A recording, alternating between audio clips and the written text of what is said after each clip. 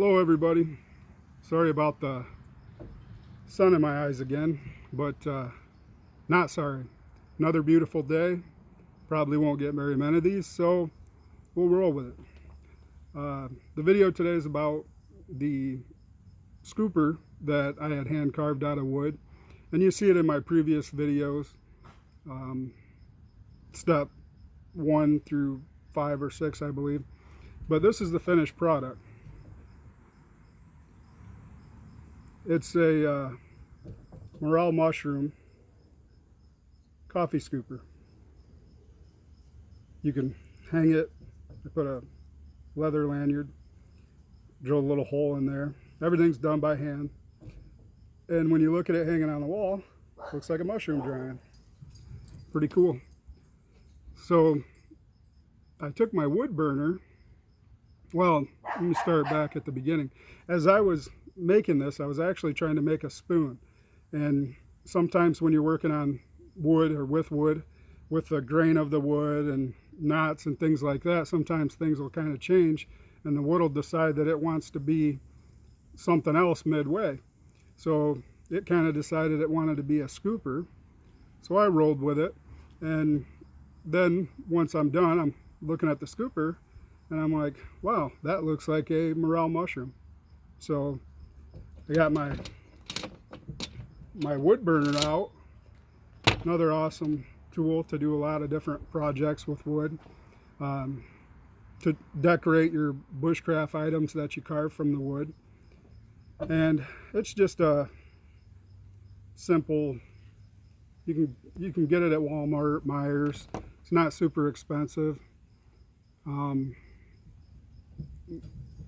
That one there is what I got, and it comes with, you know, a thing to put it on so you don't burn your table or whatever you're doing it on, as well as a few different tips.